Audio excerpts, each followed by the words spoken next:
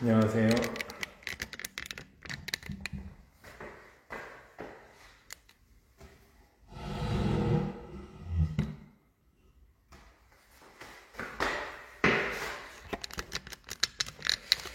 아무리 만져도 카메라 각도가 예쁘게 잘 안 나오는 것 같은 느낌은 뭘까요?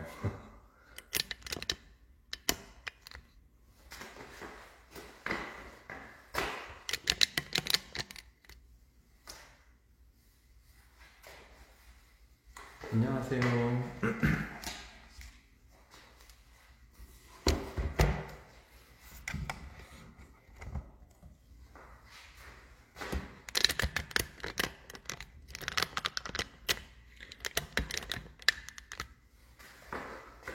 네, 안녕하세요.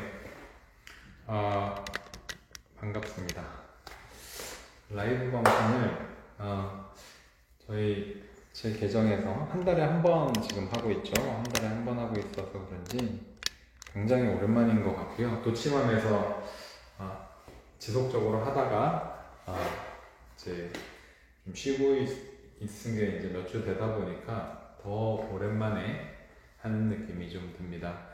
오늘 주제는 네, 녹화하려고 합니다. 녹화하려고 하는데 이게 인스타가 지난달 촬영 같은 경우는 지난달에 영상 같은 경우는 저장이 안 되더라고요. 그래서 인스타그램 앱에 좀 변화가 생겨서 저장을 못하는 일이 있긴 했습니다.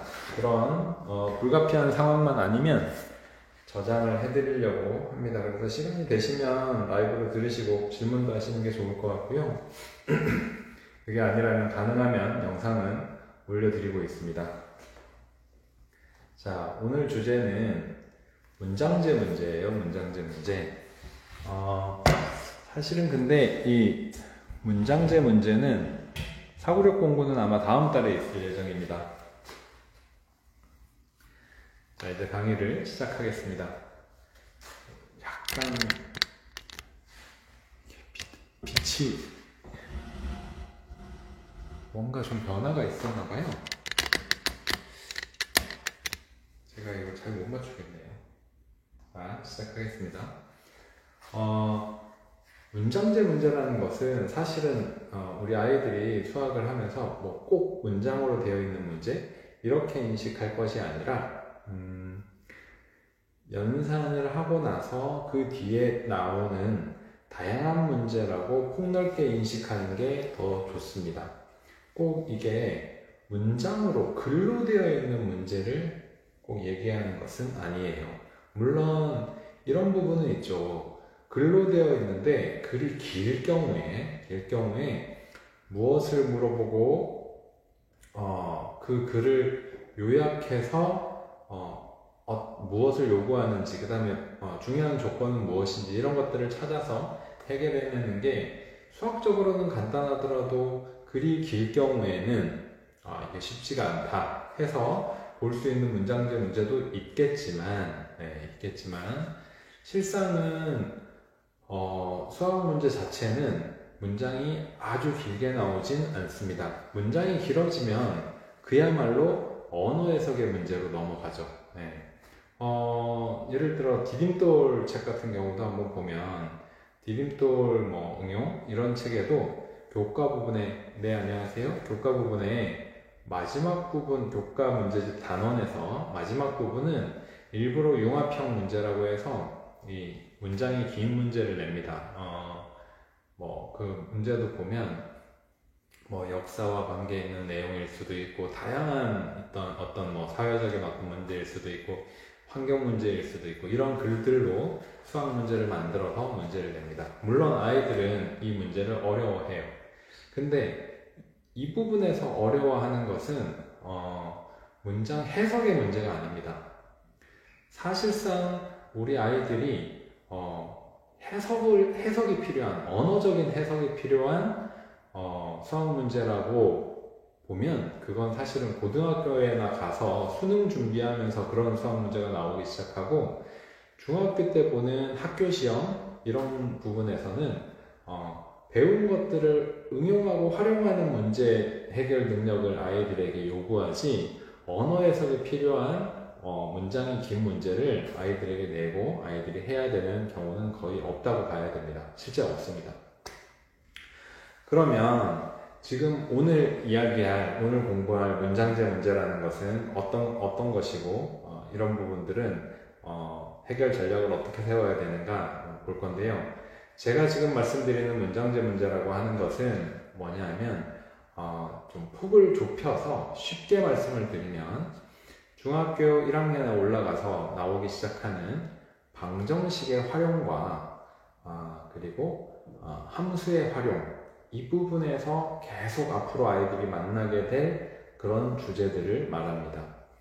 예를 들어서 어떤 특별한 관계를 상황에 맞추어 글로 나오는 문제들. 근데 이게 아까 말씀드린 거하고는 조금 달라요. 아까 말씀드린 것은 이제 어느 순간에 뭐 스팀 또는 뭐 융합형 교육 이런 얘기들이 있으면서 사실은 수능이 좀 그렇죠. 언어 영역에 수학적인 내용이 나오기도 하고 수학 문제 중에서 글이 좀 긴 것이 간혹 나오기도 하는데 간혹이 아니라 글이 긴 것이 꼭 포함되어 있기도 하는데 이런 부분들은 아까 말씀드린 것처럼 사실은 어린아이들이 어떤 시험을 보거나 할 때 아이들이 경시를 보러 간다라고 해서 그런 문제가 나오는 건 아니에요.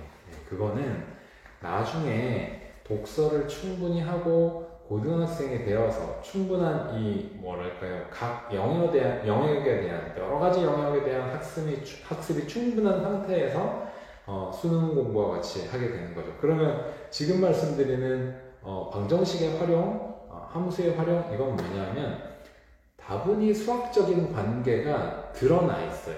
드러나 있는데 문장의 길이도 길어야 3문장, 4문장 보통은 이 정도인데 여기에 있는 수학적인 관계를 아이들이 파악해서 해결하고 이런 게 쉽지가 않은 거죠. 문장이 길어서가 아니에요. 문장이 길어지면 그 안에서 언어적으로 요구하는 게 뭐지? 이렇게 불필요한 문장이 뭐지? 이런 것들을 해가야 되지만 물론 여기에도 수학적인 배경이 지금 필요합니다만 그런 문제들이 아이들에게 일상적인 시험에서 요구되진 않는다는 거죠. 하지만 이 방정식의 활용 또는 함수의 활용 이런 것들에 많이 나오게 되는 속력 문제, 농도 문제, 비율에 관한 문제 이런 것들은 아이들에게 반드시 학년이 올라가면서 마스터가 돼야 됩니다. 그래서 오늘 강의 드릴 내용은 그것뿐만이 아니고 이렇게 학년별로 나누어서 살펴볼 건데요. 자, 학년별로 살펴볼 때 일단 말씀드린 문장제가 과연 무엇이냐, 제가 조사를 한 적이 있어요. 논문들을 조사한 적이 있습니다. 논문들에서 어떤 조사를 했냐면 학생들이 수학의 어떤 부분을 어려워할까, 수학을 포기한다는 아이들은 수학을 왜 포기하게 되는가, 이런 논문들이 굉장히 많거든요. 네, 그래서 제가 이제 대학원생들의 설문조사 등을 통해서 수포자가 생기는 이유와 수포자가 생기는 어떤 현상들, 이런 논문들을 한때 아이들 학습을 연구를 많이 하면서 찾아보기도 했었어요. 네, 그 결과 수학을 아이들이 가장 어려워하는 부분이 바로 방정식의 활용, 함수의 활용, 이런 내용들이고요. 수학을 포기하는 가장 많은 아이들이 생기게 되는 시기가 초등학교 5학년 때부터입니다. 초등학교 5학년 때부터고 5학년 아이들에게 뭐가 제일 어렵니? 이렇게 물어봤을 때 아이들이 써서 내는 단어가 문장제 문제라고 되어 있었습니다. 여기에 아까 말씀드린 문장제 문제는 길어서 무슨 말인지 모르겠어요, 이런 문장제 문제가 아닙니다. 언어로는 뭘 말하는지 알겠는데 수학적으로 얘를 어떤 방식으로 뭐부터 풀어갈지에 대한 감이 전혀 안 온다. 아이들한테 물어보면 이렇게 대답하죠. 뭘 모르겠어? 이렇게 물어보면 하나도 모르겠어요, 이렇게 대답하는 경우에 하나도 모르겠다. 이 하나도 모르겠다는 표현을 사실 하나씩 따져가지고 물어보면 뭐 구하는 거야? 어떤 조건이 있어? 이렇게 물어보면 안단 말이죠. 근데 그러면은 제일 중요한 조건을 찾아서 한번 해결해볼까 하면 또 하나도 모르겠어요, 이렇게 얘기해요. 작은 질문에 대한 답변은 잘 하지만 문제를 해결하기 위한 첫걸음에 대한 이게 안 된다. 수학적인 조건 분석이 안 된다는 거예요. 네. 그래서 진짜 문장제가 어렵다라고 얘기하는 건 통계나 아이들의 어떤 학습 이 경향으로 볼 때 5학년 때부터의 내용이고 속력, 비율 이런 문제, 농도 이런 문제가 되겠습니다. 자, 구분을 한번 해볼게요. 그러면 그 단계에서 어려운 내용은 여기에 초등학교 5학년 이상이라고 할게요. 근데 제가 지금 이 인스타그램을 운영하고 인스타그램을 봐주시는 어머님들은 다 아이들이 초등학교 5학년 이상이고 중학생이고 한 것은 아니죠. 네, 그런 것은 아니죠. 그래서 제가 초등학교 2학년까지의 문장제, 초등학교 2학년에서 5학년까지의 문장제, 그 다음에 5학년 이상의 문장제로 한번 오늘 이야기를 나누어 봤습니다. 이렇게 나누고 이 아이들의 시기에 따라서 학습 전략을 아이들을 어떻게 공부시킬지 한번 생각해 보시기를 바랍니다. 조금 전에 이제 말씀하신 것처럼 다시 읽어봐 이렇게 이제 말씀하셨잖아요. 제가 그거를 조금 더 이제 팁을 드리면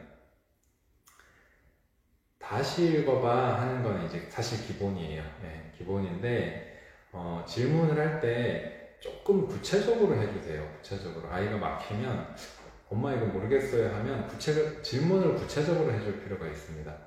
일단은 첫 번째는 구하라고 한 게 뭐야? 이 질문을 해야 되고요. 그러면 그 문장 안에서 무엇을 구해라 이런 질문을 아이가 아마 구분을 할 겁니다. 이때 아이에게 이 긴 글 길든 안 길든 간에 한 문장 한 줄을 넘어가는 문장을 언어적으로 어려워하는 아이들에게 해주면 좋은 게 바로 이 문장 끊는 것과 그 다음에 중요한 힌트에 동그라미나 박스를 치는 거죠. 네, 그래서 아이한테 질문을 할 때 특히 지금 여기 구분된 거예요. 여기에 해당됩니다. 특히 처음에 여기에서 여기 두 개 다 해당되는데 처음에 아이에게 뭐 구하는 거야 물어보고 그 다음에 거기에 중요한 조건이 뭐가 있어 거기 한번 동그라미 해볼까? 그러면 얘네 둘을 어떻게 하면 답이 나올까를 우리 한번 생각해보자. 이렇게 아이하고 이제 대화를 해나가야 되는 거죠. 네. 물론 말씀하신 것처럼 다시 읽어봐 이거는 다시 읽어보자 이거는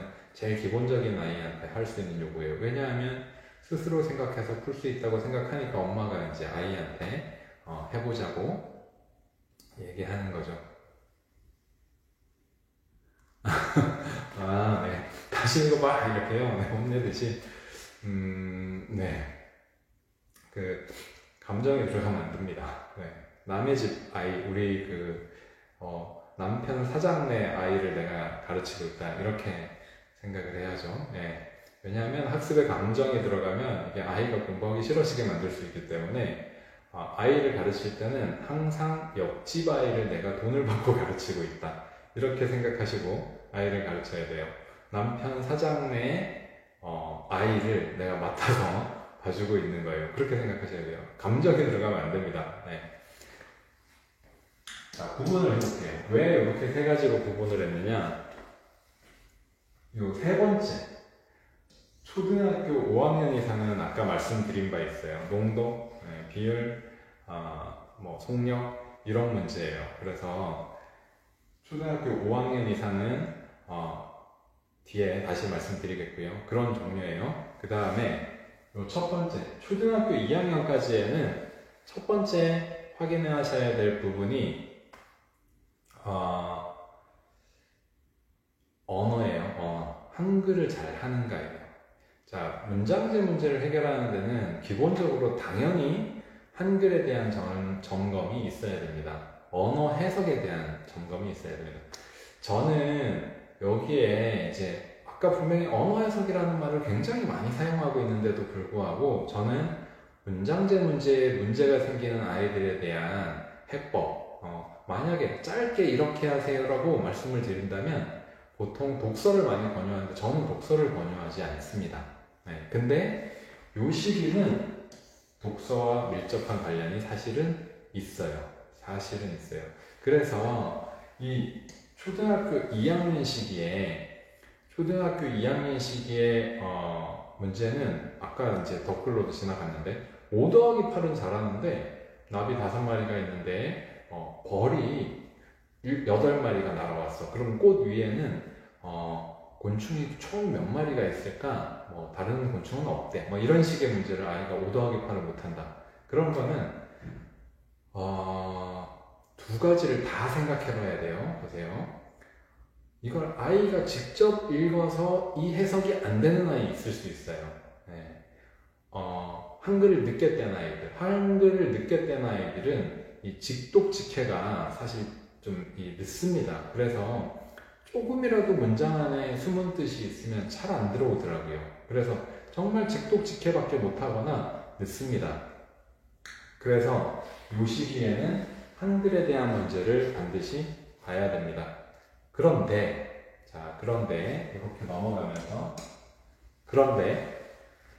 한글에 대한 문제는 사실 제가 아이들 가르쳐보고 키워보고 해보면 한글 자체 때문에 생기는 문제의 그 기간이랄까 타이밍이랄까 이렇게 종류랄까 이런 것들은 짧더라고요.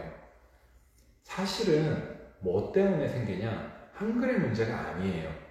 문장제 문제에 대해서는 사실은 한글의 문제가 아닙니다. 지금 이제 댓글에서도 초사아들 말씀하셨어요. 초사아이 얘기하셨어요.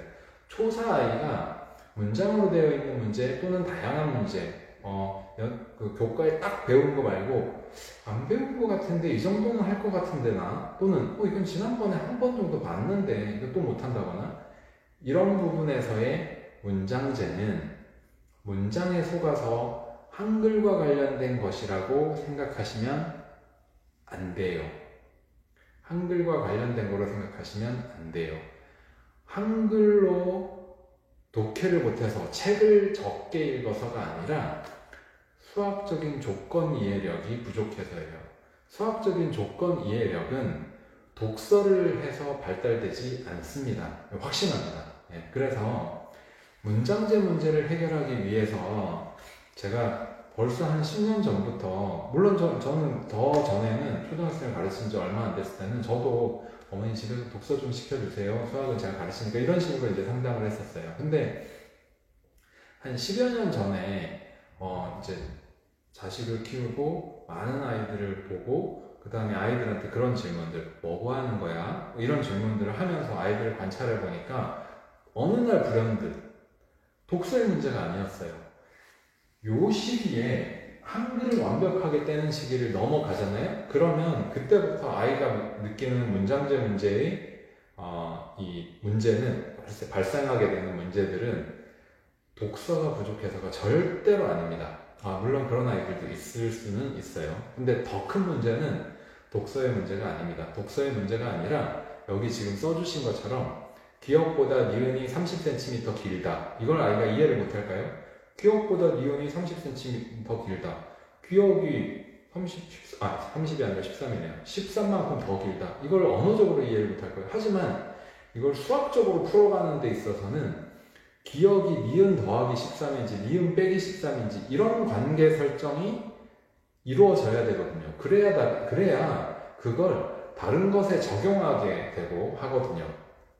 그래서 수학적인 문제 해결력, 그 다음에 말씀드린 일상적으로 많이 연습하는 문제 말고 이렇게 심화 문제 또는 응용 문제로서 나오는 문제들, 문장들이 길어지면서 어떤 상황들을 주면서 요구하는 문제들, 이거는 글이 있고 상황이 주어져서 라기보다는 그 상황에서 수학적인 이해력, 수학적인 표현력 이런 것들이 부족해서예요.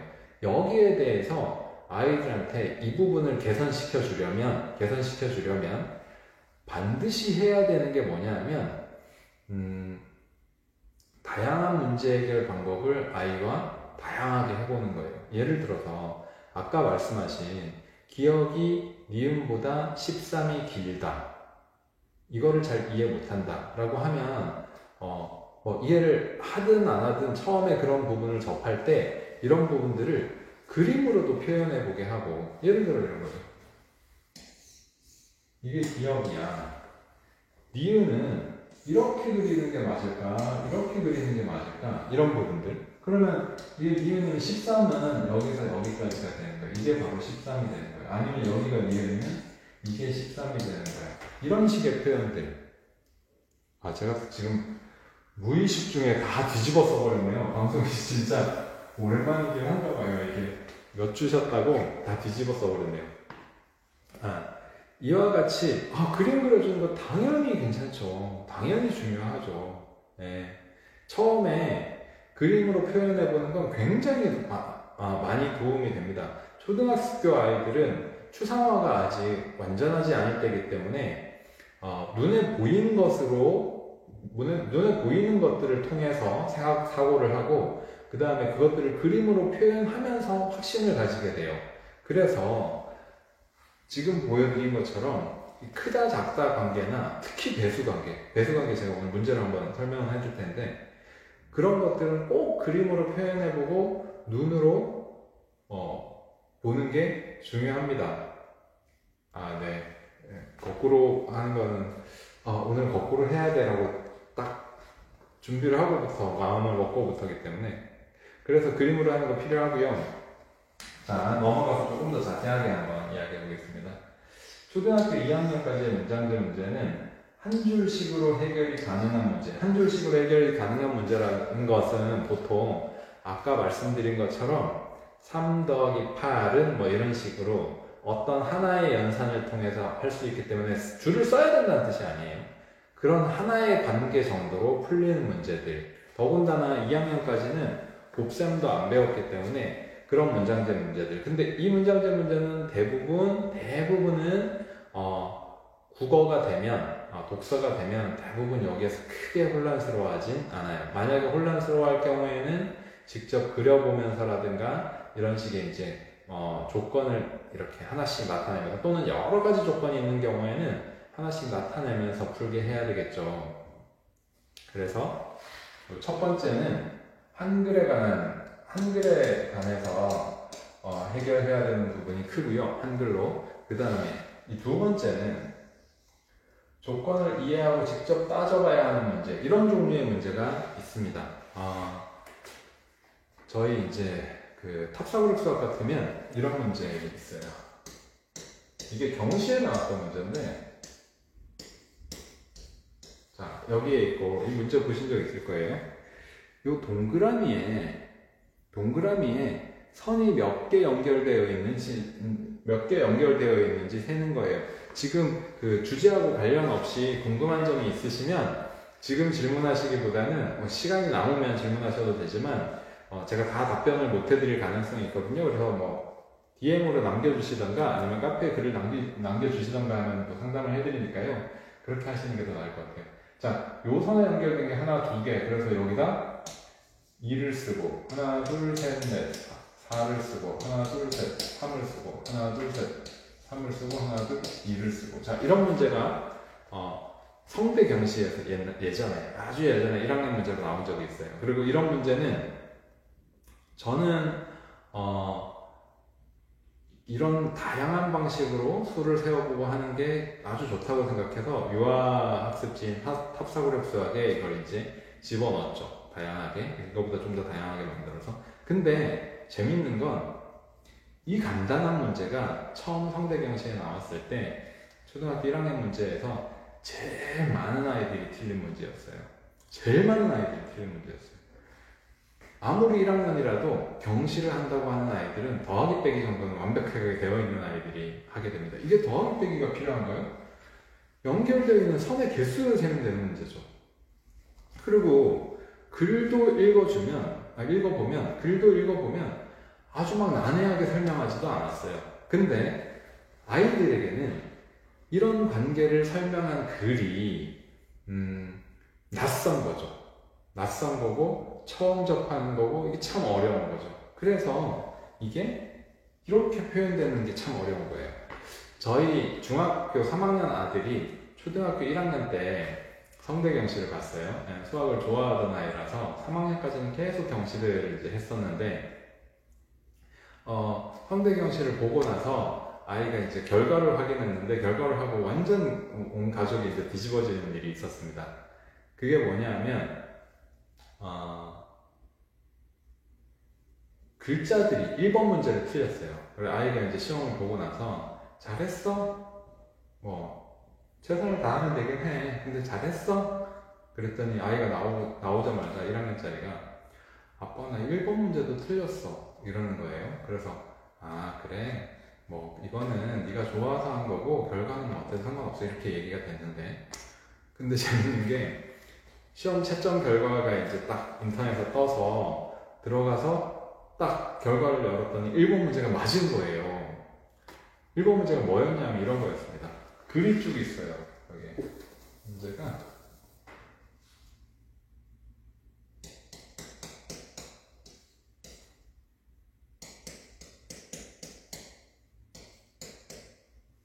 뭐 이런 식으로 글이 쭉 있어요. 그리고 나서 문제가 뭐냐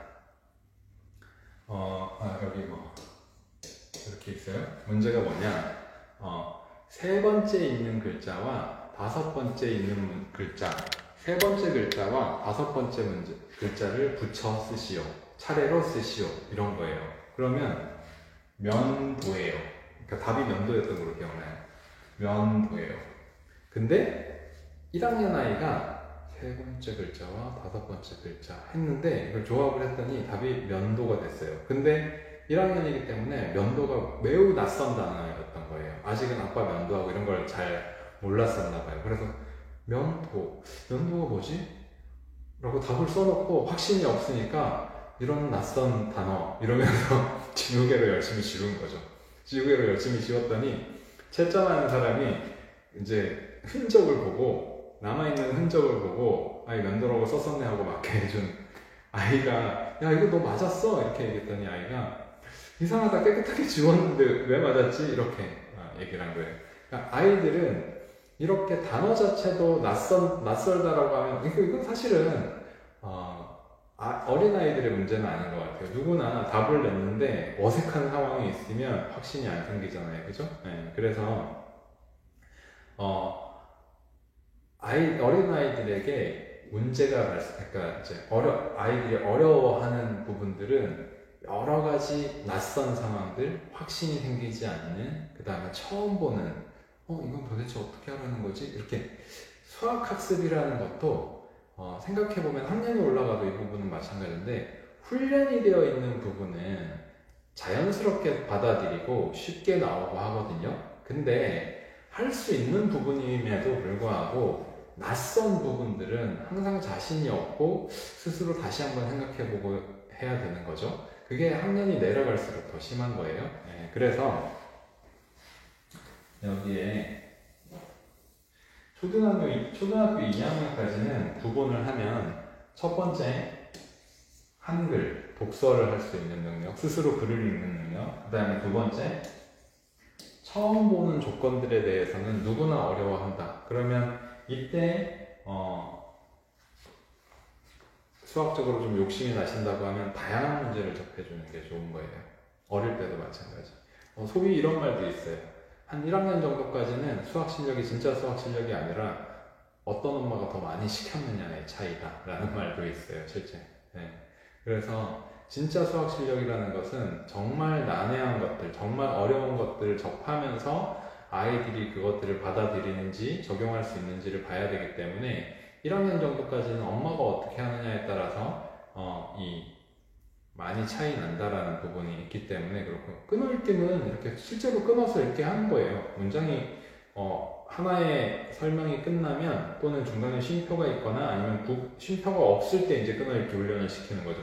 하나의 설명이 마무리되는 곳에서 끊고 해서 조건과 질문과 이런 것들을 구분하도록 이렇게 봐줘야 됩니다. 자, 넘어가 보겠습니다. 2학년 때까지는 그렇고, 자, 2학년에서 5학년까지에서의 문제는 어떠냐? 첫 번째, 여러 가지 문제 해결 방법의 학습. 자, 이건 아까 말씀드린 그림으로 나타내고 하도록 하는 거죠. 끊어읽기 같으면 아이들한테 이런 문장이면 이렇게 끊어읽기 가르쳐야 되죠. 여러 가지 문제 방법의 학습과 학습. 그리고 다양한 문제 접하기 이 두 가지가 있구나. 뭐 이런 식의 이렇게 선을 그어서 끈을 이렇게 시키는 거예요. 그 다음에 이런 식으로 이제 해결 방법, 그 다음에 문제 접하기 이런 식으로 이제 좀 스스로 간략화해서 단순화해서 이해할 수 있도록 하는 훈련을 시켜주시면 되고요. 자, 다시 돌아와서 그림 그려서 해결하거나 이런 부분들을 다양한 문제를 접하거나 하는 건 당연하고 2번에서 만약에 아이들이 뭐 최상위 수학 같은 거 최상든 어느 출판사든 조금 난이도 있는 걸 보고 할 거면 꼭 해야 되는 게 있어요. 이걸 해야 됩니다. 식세어 해결하기. 식세어 해결하기, 즉 방정식의 기초 알기. 이걸 꼭 해야 됩니다. 제가 문제로 예시를 보여드릴게요. 자, 여러 가지 문제 접하기는 예를 들어 이런 거예요. 가와 나가 있는데 가가 나보다 3배 크고 가가 그냥 저는 이제 이거를 말로 되어 있는 걸 간략하게 쓸게요. 가가 나보다 어머님들은 이렇게 이해하시는 게 편하니까 가가 나보다 3배 크고 차가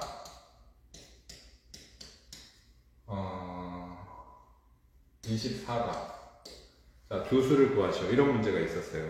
자, 보세요. 가와 나가 있는데 가가 이게 문장으로 나와 있는 거 제가 간략하게 쓴 겁니다. 가가 나의 3배이고 차이는 24다. 자, 이 문제는 아까 방정식의 기초를 가르쳐야 됩니다 라고 해서 식세어 풀기로 해가지고 해도 돼요. 보통 어머님들은 그렇게 많이 접근하실 거예요. 근데 저는 이 문제를 나중에 결국은 그거는 이제 되게 되어 있고 이런 문제 같은 경우 몇 배 이런 조건을 그림을 통해서 많이 해보려고 하고 그렇게 아이들한테 요구하고 있어요.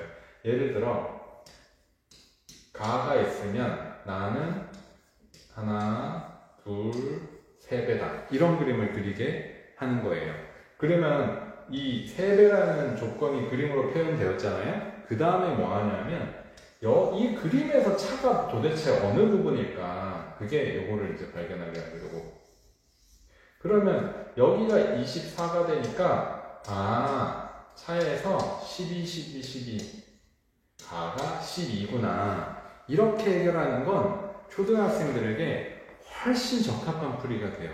얘를 뭐 이렇게 식을 세우고 아니면 얘를 막 수를 막 가정해가지고 막 찾고 이런 풀이가 아니라 이 3배라는 조건을 그림으로 나타내고 이 그림 안에서 차이를 다시 한번 그림으로 나타내는 과정을 아이하고 해보면 숨어있는 또는 글로만 표현되어 있는 조건을 그림으로 표현하고 그 그림으로 표현한 것을 시각화해서 이렇게 관계들을 찾아가고 할 때 몇 배라는 것에 대한 이해와 그 다음에 몇 배가 되는 수와 원래 수와 차이 또는 합 같은 경우는 얘가 만약에 합으로 문제가 나왔으면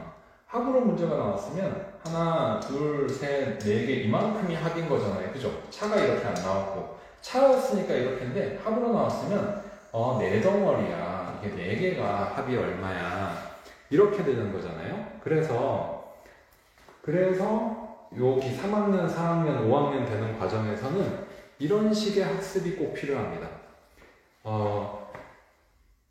문제해결의 길잡이 같은 책이 이런 부분에 대한 중요성을 생각하고 십몇 년 전에 아이들을 이런 종류로 공부를 하라고 이렇게 만들어진 책이죠. 그래서 뭐 심화입문서, 경시입문서 이렇게 문제해결의 길잡이가 예전에 십몇 년 전에 경시학원에서 다 가르쳤던 책인데 대치동에서도.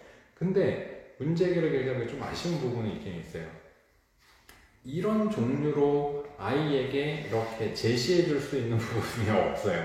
그래서 이런 종류들이 모여있고 이런 생각 방법들이 이렇게 모여서 제시되고 이러면 좋겠는데 그렇게가 없어서 참 힘든데 이제 초등수학이 어렵다라는 게 예를 들어 이제 어떤 사람이 명문대 나온 한 40 정도 된 또는 30대 어떤 사람이 학원 강사를 해보려고 해요. 이러면 어떤 단계를 추천을 해드리냐면 보통 중등을 하세요. 이렇게 추천합니다. 초등은 너무 어려워요. 고등도 너무 어려워요.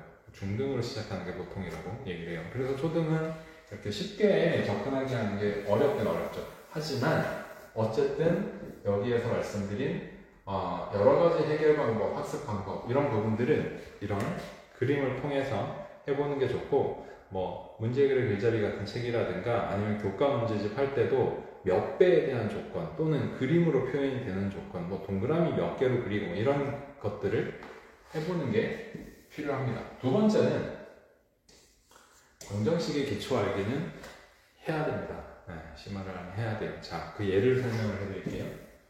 3학년 2학기 교과 문제집에 나와 있는 걸 제가 간략하게 옮겨봤어요. 자, 보세요.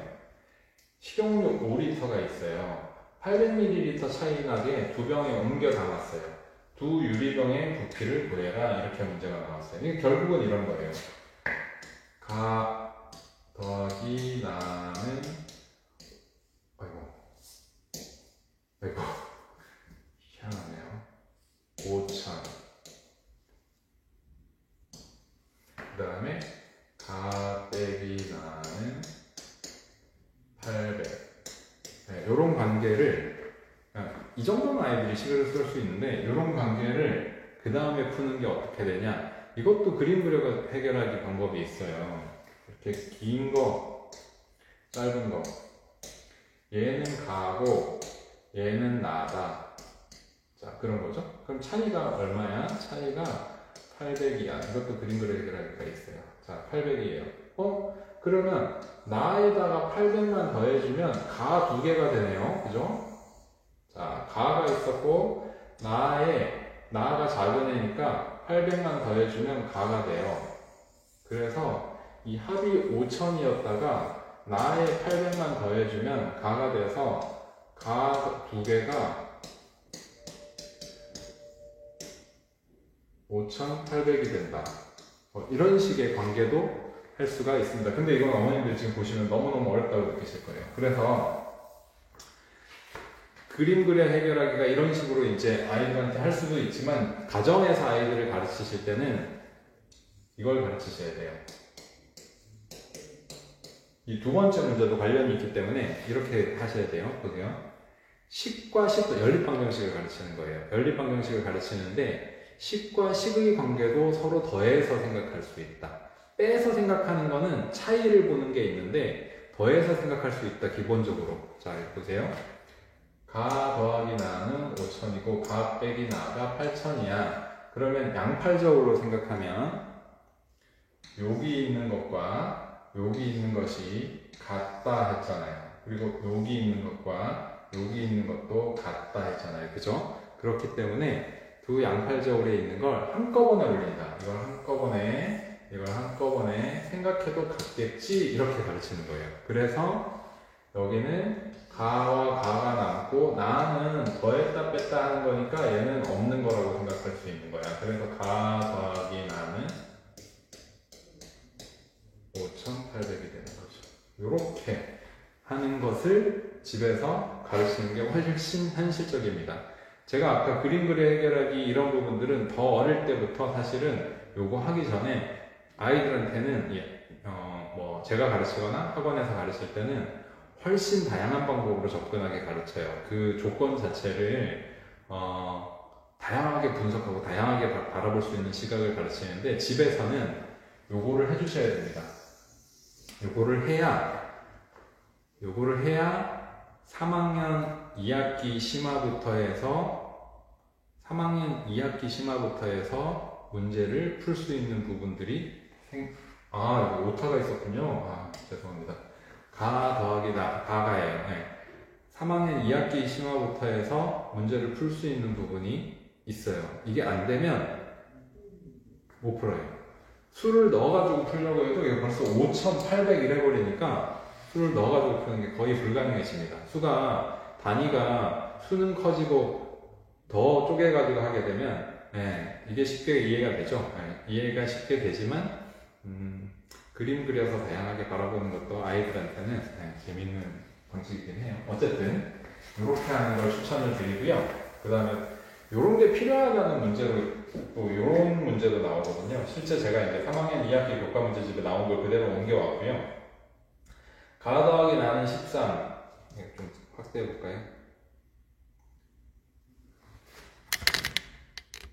이렇게.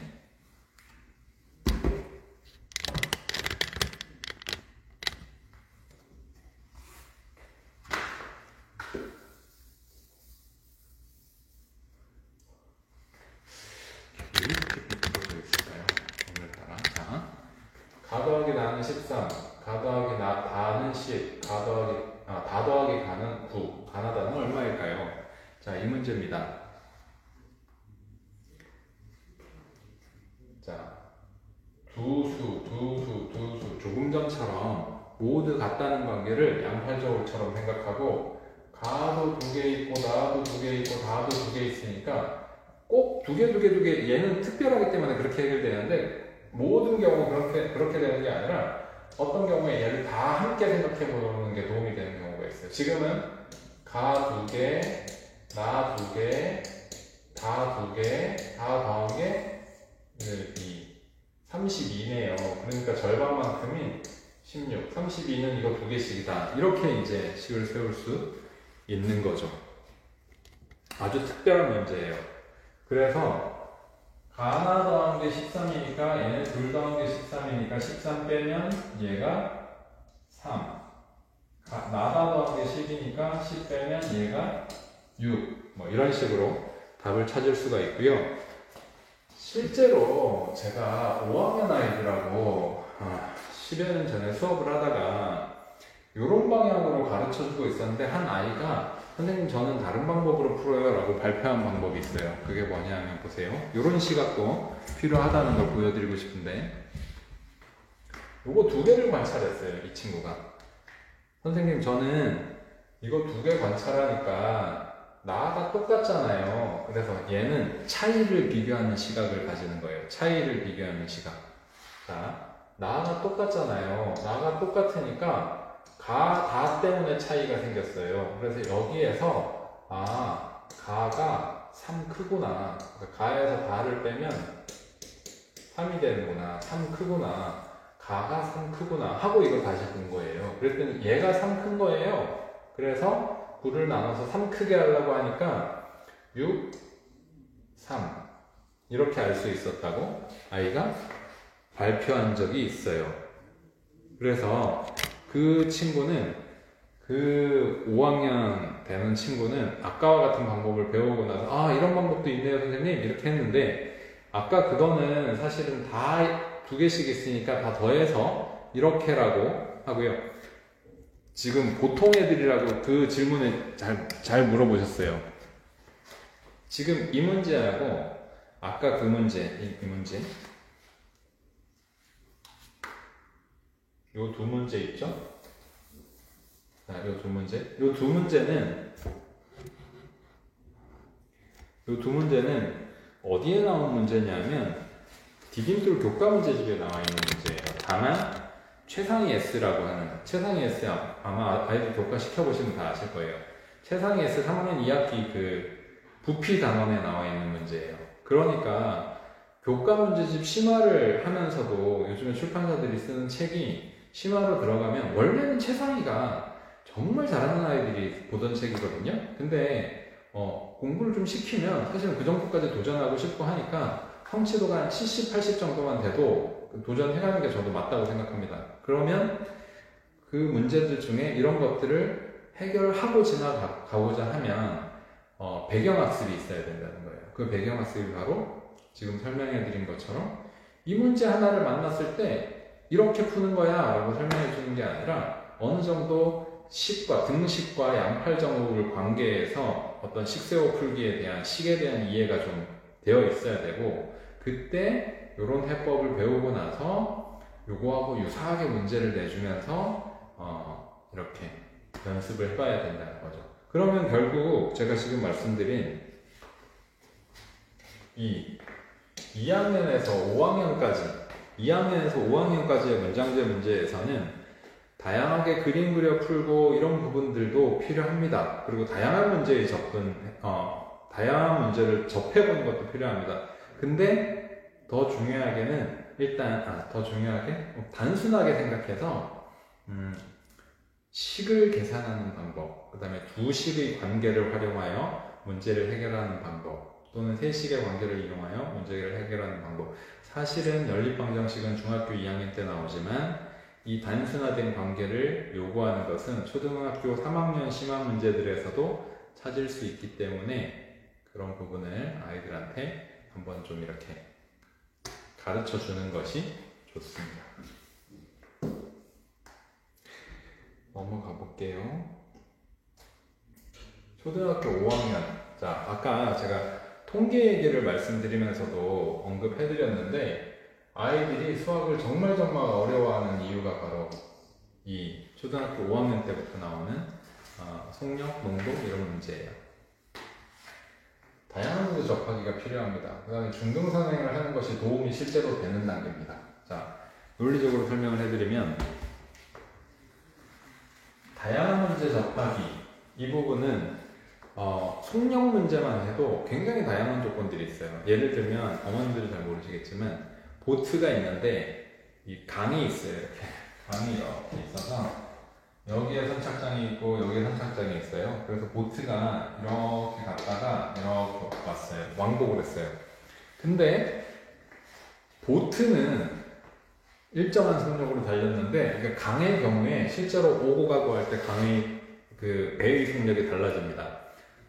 내려갈 때는 강물의 흐름을 영향을 받아서 강물의 흐름만큼 배의 속력을 더하라고 아이들이 배우게 되고요. 거슬러 올라갈 때는 저항을 받아서 배의 속력이 실제로 느려지기 때문에 배의 속력에다 강물의 속력을 빼라고 배웁니다. 이런 것들 안 해보고 아이들이 알 수 있을까요?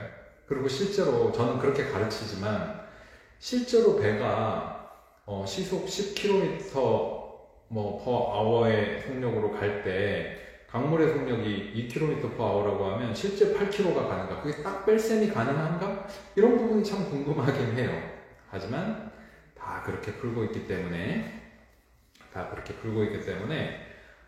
아이들한테 당연히 그런 것처럼 괜히 이제 의심해가지고 아이를 헷갈리게 만들면 안 되기 때문에 실제로 딱 빼기가 되거나 실제로 딱 더하기가 되진 않을 거다라고 생각하지만 그렇게 아이들한테 정리를 해주는 거죠. 그래서 다 그렇게 하고 있어요. 그리고 이런 조건은 매우 특수해요. 그리고 이런 걸 배우면 정확하게 그런 케이스에 대한 정리가 되어 있어야 다음에 만날 때 풀 수 있습니다. 근데 이런 문제는 자주 접하기 힘들기 때문에 할 때마다 헷갈려하는 문제이긴 하죠.